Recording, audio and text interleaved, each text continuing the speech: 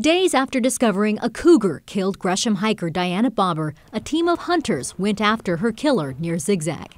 They're hunting dogs, ordinarily illegal on Oregon cougar hunts, but the state believes the cat they're hunting is not ordinary. We asked the Oregon Department of Fish and Wildlife if cougars that have attacked a human once have a higher likelihood of doing it again.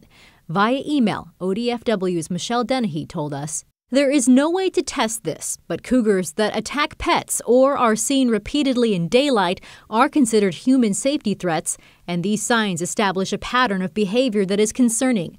A cougar that has attacked and killed a person is absolutely considered a human safety threat, though we cannot quantify the danger this particular cougar poses, as this is an unprecedented and rare event."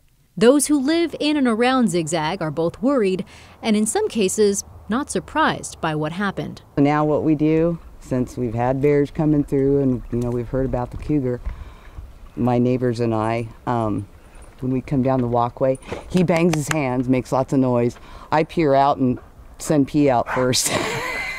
Hopefully she'll stop something, but I think it's kind of concerning, but mainly just for my dogs because I don't want them to get attacked by the cougars.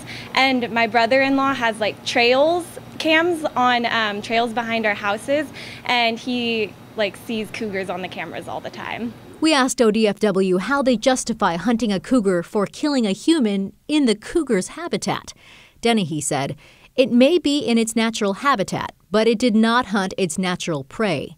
Attacking and killing a human is not natural or normal behavior from a cougar. Note that the overall population of cougars in Oregon is healthy, and killing one cougar will not impact that." We asked ODFW about the likelihood that they'll find the cougar, considering their home range is up to 100 miles. Their answer, Laurel, it will be challenging.